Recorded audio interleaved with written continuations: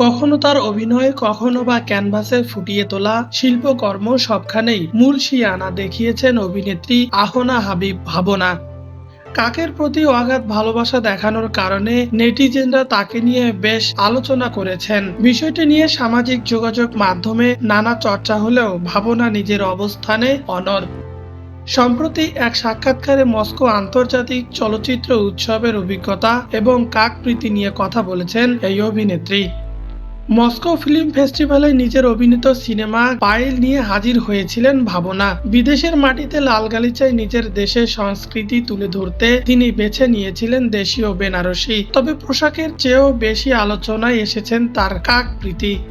ভাবনা বলেন, ভালোবাসার উৎপত্তি তো আসলে বলে বোঝানো যায় না। পৃথিবীর সব কাককে ভালোবাসি। ঢাকা শহরে তো টিয়া বা অন্য পাখি অহরহ দেখা যায় না। পুরনো ঢাকায় বড় হওয়ায় সেখানে প্রথম যে পাখিটি দেখেছি সেটি ছিল কাক, আর প্রথম দেখা সেই পাখির প্রেমেই আমি পড়ে গিয়েছি।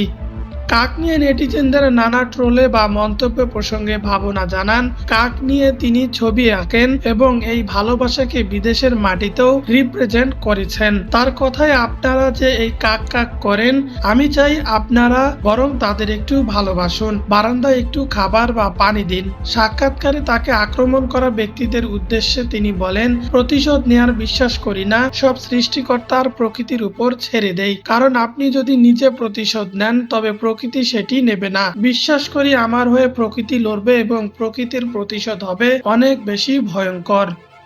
মস্কো উৎসবে বেনারসির গাউন পরা নেপথ্যে থাকা দেশপ্রেমের কথাও জানান তিনি। ভাবনার কথায়, বিদেশের মাটিতে পা রাখলে আর ব্যক্তিগত ভাবনা থাকি না, আমি হয়ে উঠি বাংলাদেশ। রেড কার্পেটে সবুজ বেনারসিতে আমি আসলে নিজেকে বাংলাদেশের পতাকা আদলে তুলে ধরতে চেয়েছি। আমি চেয়েছি আমাদের বেনারসি যেন শুধু বিয়ের পোশাকে সীমাবদ্ধ না থেকে আন্তর্জাতিক অঙ্গনে সমৃদ্ধ হয়।